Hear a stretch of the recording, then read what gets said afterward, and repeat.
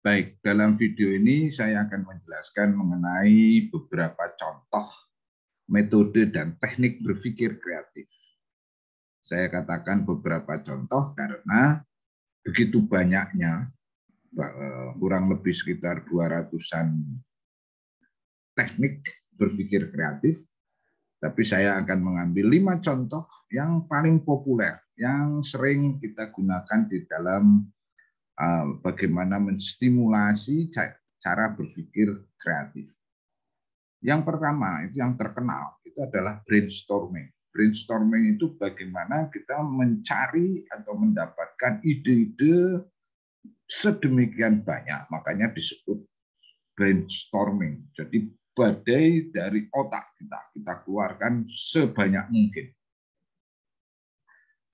di dalam menyelesaikan suatu masalah. Jadi kita mencari ide-ide, misalnya dari 5 orang, masing-masing orang berputar, itu satu dikasih pertanyaan, menurut Anda apa? Bagaimana masalah ini bisa diselesaikan? Idemu apa? Oh, begini Pak. Yang kedua, oh begitu Pak, dan selanjutnya. Terus muter.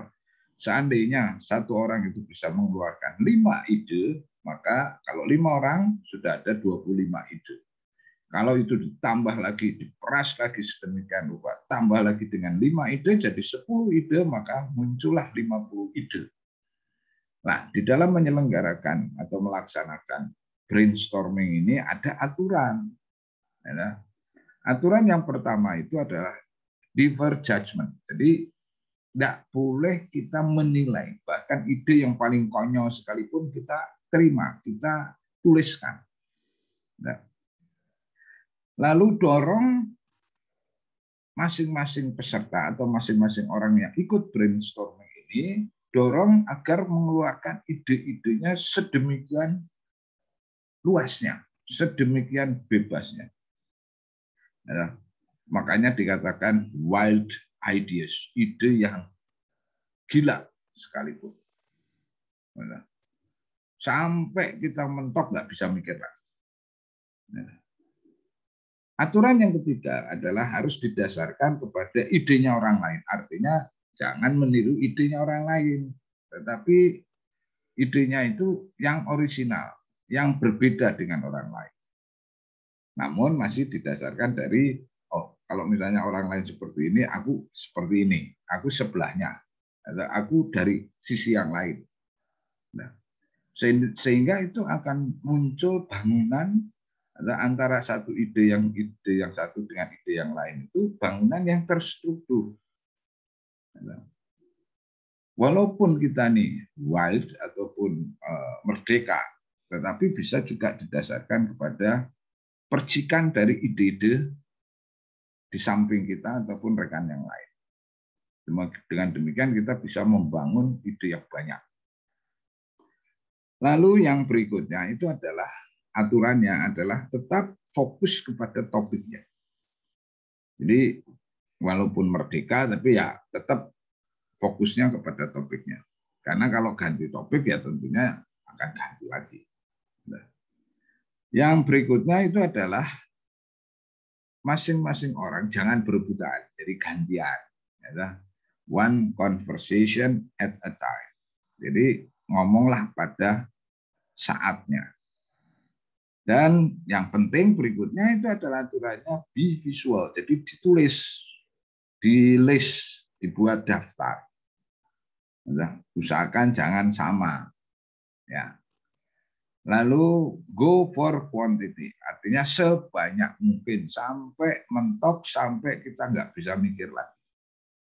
Nah, dengan demikian kalau kita mengikuti aturan main dari brainstorming ini, diharapkan kita bisa akan mendapatkan ide-ide yang banyak. Nah, jadi saya ulangi lagi, jangan menilai, jangan menjudge, ya, jangan menghakimi, dorong ide-ide sebanyak mungkin, ya, segila mungkin, ya, bangun di atas ide-ide orang lain, artinya berkaitan, ya, tidak boleh sama tapi berkaitan. Fokus kepada topiknya, ya, ngomonglah pada waktunya, jadi jangan berebutan, tuliskan, be visual, dan go for quantity sebanyak mungkin. Nah, teknik yang kedua yang juga populer itu yang disebut mind mapping. Nah, caranya sebetulnya sederhana. Dengan cara memetakan apa yang ada di pikirannya kita. Nah, misalnya, kalau kita mind mapping itu ya, misalnya apa sih komponen yang terkait dengan satu topik masalah tertentu. Oh, satu, kita akan lihat manfaatnya. Nah, kita tulis manfaatnya. Oh, setiap sesuatu itu pasti ada hubungannya dengan perencanaan. Kita tuliskan perencanaan. Ya. Oh, kaitannya adalah dengan kreativitas, ide-ide yang kreatif. Nah, kita tuliskan creativity ideas. Oh, komponen yang lain yang terkait adalah produksi. Kita tuliskan produksi. Ya.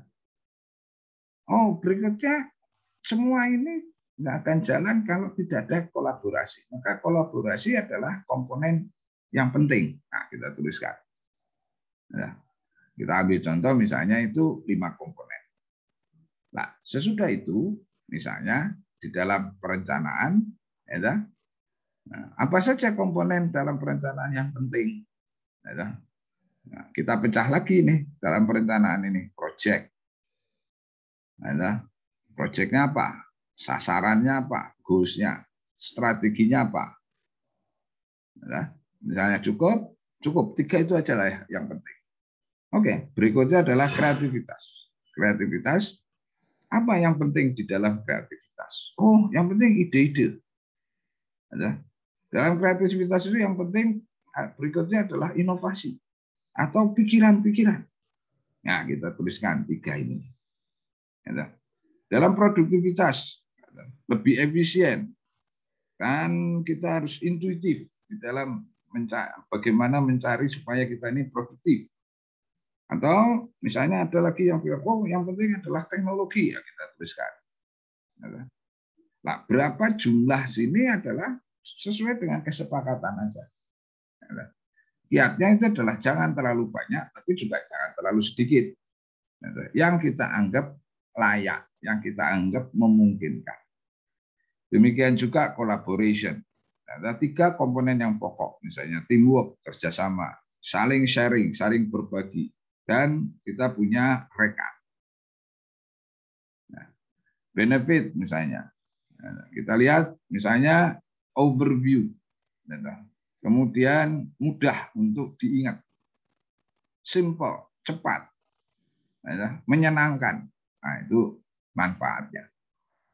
Ini adalah teknik mind mapping. Nah, nanti di dalam analisis bisa saja, misalnya ini satu proyek, kita harus lihat ini juga apa sih manfaatnya. Dalam goals kita juga bisa lihat apa sih manfaatnya. Jadi antar komponen ataupun cabang komponen itu bisa kita kuat kaitkan sesuai dengan kebutuhan, sesuai dengan logikanya kita atau kebutuhannya kita atau struktur yang akan kita bangun. Nah, dengan cara demikian maka kreativitas kita itu berkembang di dalam menyelesaikan satu persoalan. Ini adalah metode atau teknik yang populer mind mapping ini untuk memudahkan kita untuk mengenerate atau menghasilkan satu kreativitas di dalam penyelesaian masalah. Nah, teknik berikutnya ini juga populer yang dikatakan scamper. Scamper itu sebetulnya singkatan. Jadi singkatan dari adalah bagaimana masing-masing singkatan ini akan bisa memberikan solusi dengan cara yang berbeda, mencari ide dengan cara yang berbeda, ataupun mencari konsep ataupun isu-isu yang berkaitan dengan satu masalah. S-nya itu terdiri dari atau singkatan dari substitute.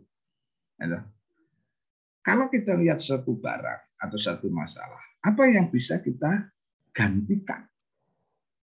Ya, apakah akan barang itu atau masalah itu akan bisa digantikan dengan masalah yang lain atau produk yang lain atau barang yang lain atau tidak. Jadi kalau misalnya kita lihat satu kotak, kotak ini bisa digantikan dengan kotak apa lagi? Oh, misalnya kotaknya adalah karton. Kalau karton itu diganti dengan logam yang bisa dijadikan souvenir, itu gimana? Nah, itu adalah substitute. Kalau warnanya merah, bagaimana kalau kita ganti dengan warna kuning dan selanjutnya dan selanjutnya. Jadi dari substitute itu maka akan timbul banyak kemungkinan-kemungkinan dari penggantian. Entah itu barang, entah itu alat, entah itu problem. C itu adalah combine. Bagaimana kita kombinasikan antara satu hal, satu barang atau satu warna dengan warna yang lain atau barang yang lain, sehingga bisa membentuk sesuatu yang baru. A itu adalah adapt, ya, mengadaptasi, menyesuaikan. Bagaimana kita bisa menyesuaikan ya, dari penggunaan dari satu penggunaan terhadap penggunaan yang lain. Dari satu sebagai suatu masalah. M-nya adalah modify. Kita memodifikasi. Bagaimana kita bisa memodifikasi atau merubah item itu dengan sedemikian rupa. Nah, jadi dari 4 komponen ini saja sudah memungkinkan kita merubah banyak hal atau menciptakan banyak hal. Jadi kalau Anda lihat misalnya dari misalnya satu bentuk mobil atau desain mobil, ini demikian banyaknya yang kita bisa lakukan. Ya.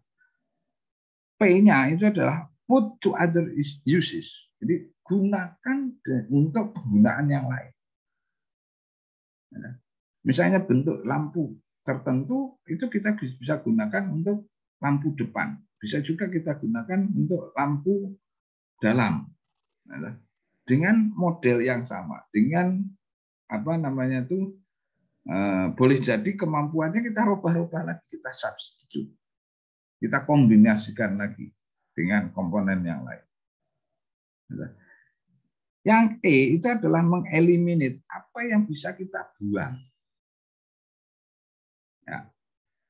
R-nya itu adalah apa yang kita bisa rearrange, kita perbaiki lagi, kita atur lagi.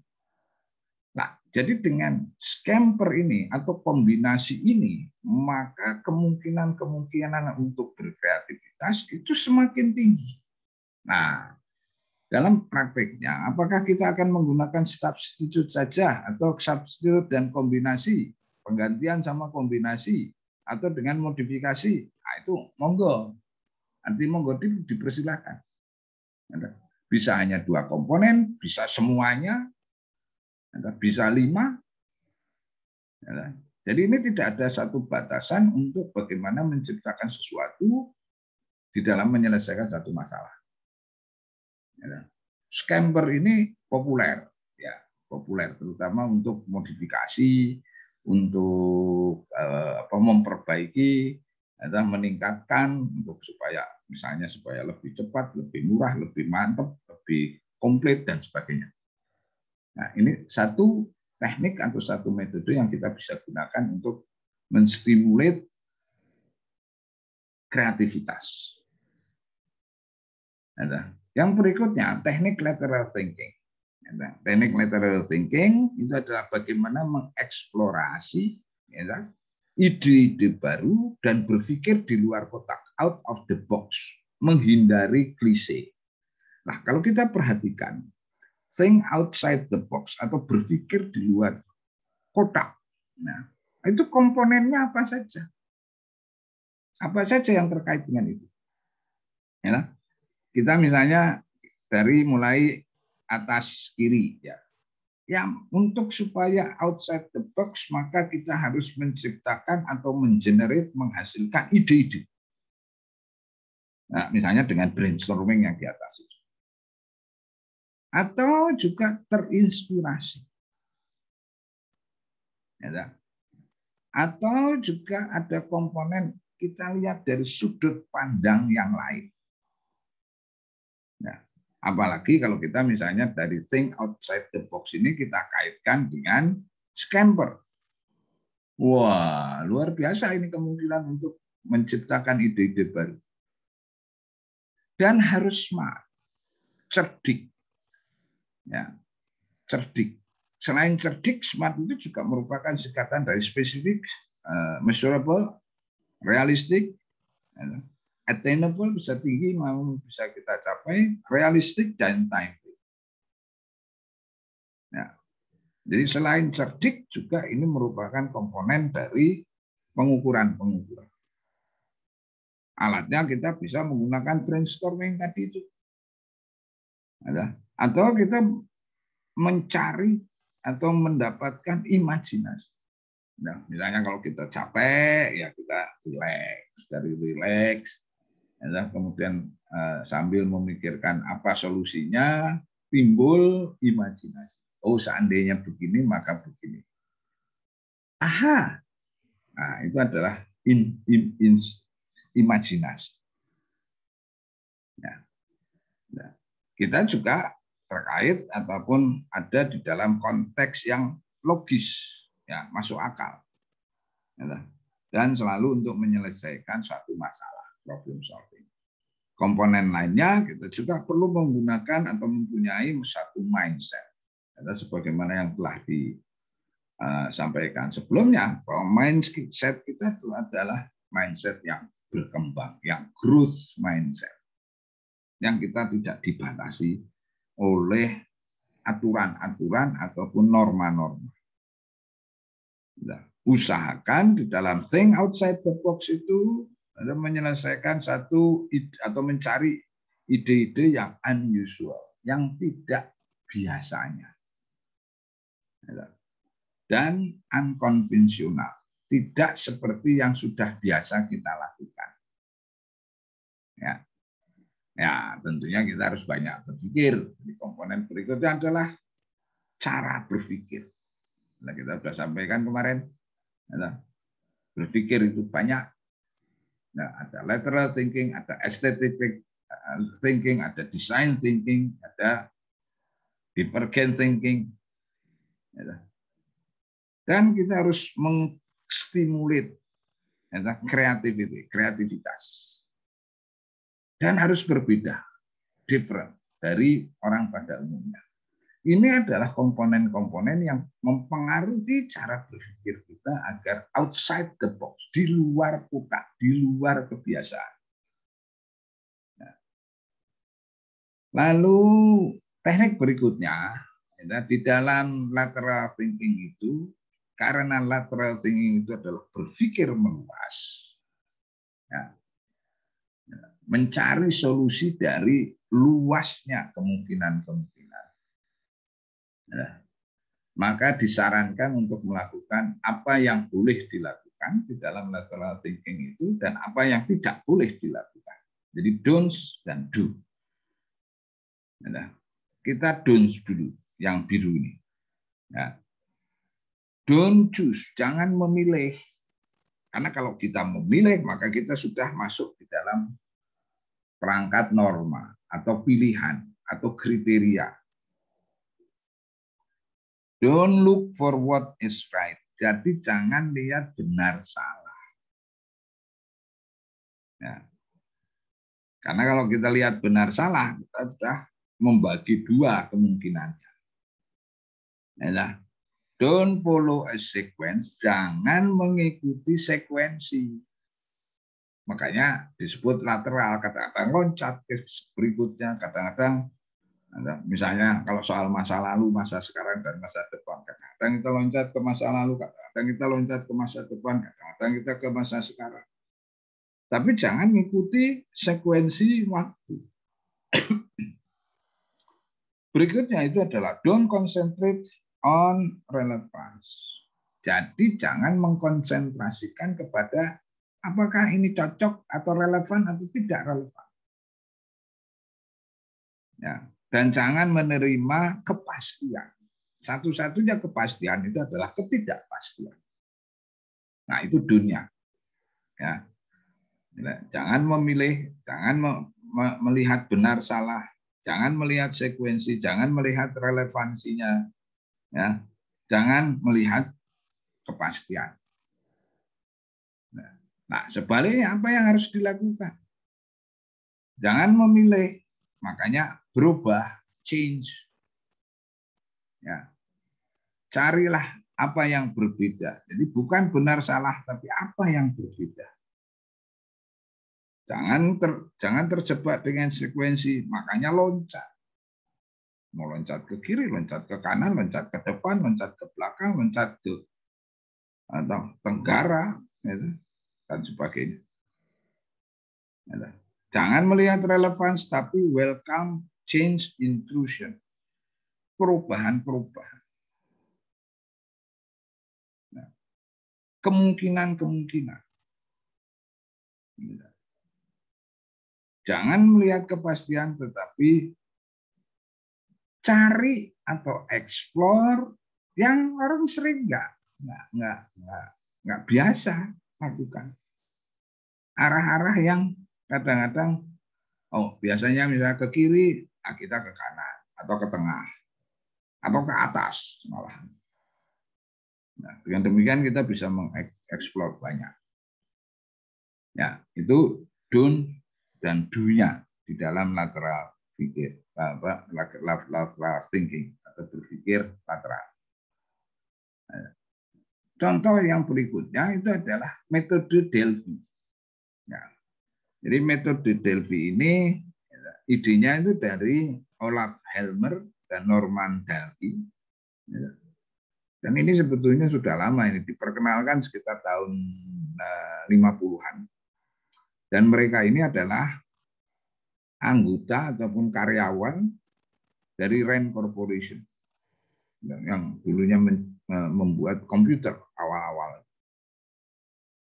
Nama Delphi itu dari Yunani, dari Oracle of Delphi. Dan ini adalah cara untuk mengeksplorasi,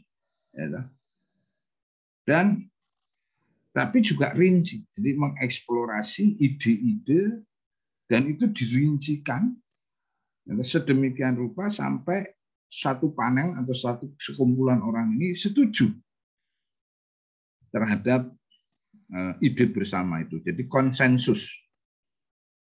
Proses ini biasanya ada juga yang anonimus, ada juga yang enggak.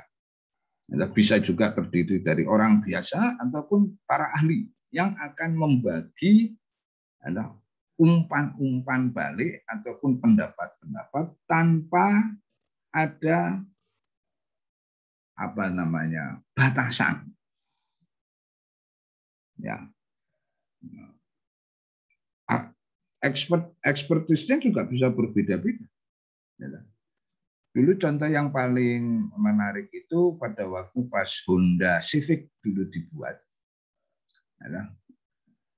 Pada waktu itu juga bagaimana mencari mobil untuk kota, ya, artinya untuk penggunaan kota sehari-hari yang kecil, mungil, dan efisien penggunaan bensinnya, penggunaan BBM-nya. Cari, gitu. Nah, sehingga timbullah ide seperti ini, Mini Cooper dulu. Makanya Honda Civic itu mirip Mini Cooper, tapi lebih efisien soal penggunaan BBM-nya. Nah, ini karakteristik dari Delphi Method. Nah, kalau kita perhatikan tekniknya itu bagaimana? Jadi ada satu panel, ya, satu panel sekumpulan orang, satu grup gitu ya, dan ada moderatornya. Dan si moderator ini mengirimkan kuesioner kepada orang-orang, diundang orang-orang ini, lalu ditanyakan kuesioner itu. Nah, lalu mereka suruh menjawab. Dari menjawab ini kemudian dianalisis, dikumpulkan. Ya. Nah, entah itu bentuknya nanti dipakai chart, ya, pakai matrix atau melihat aspeknya apa. Lalu dari situ kemudian dievaluasi. Dievaluasi apakah ada pada setuju, ada, ataupun diperjelas lagi. Kalau diperjelas lagi, ada, ataupun banyak yang tidak setuju, ada, kurang rapi, kurang bulat gitu ya. Maka ini direformulasi lagi dari pertanyaan itu ditanyakan lagi, jawab lagi, analisis lagi, terus ya, sampai itu terjadi konsensus. Kalau sudah konsensus, maka kita sintesiskan, kita kumpulkan, kita formulasikan, itulah jawaban atau idenya. Nah, dalam hal ini kita bisa saja si moderator ini bertanya untuk klarifikasi kepada masing-masing anggota. Nah, berapa kali itu? Ada yang 2 kali, ada yang 1 kali, ada yang 3 kali, ada yang 4 kali, sesuai dengan kebutuhan. Sesuai sampai terjadi kebulatan ataupun konsensus itu sehingga menghasilkan satu sintesis. Nah, itu Delphi teknik. Ya. Nah, demikian yang bisa disampaikan. Dan itu merupakan 5 contoh yang populer di dunia yang kita biasa gunakan untuk membuat satu solusi yang kreatif. Tentunya kalau Anda ingin lebih memperdalam lagi, ya, berbagai metode dan teknik banyak. Ya, dan kita bisa cobakan. Ya, terima kasih.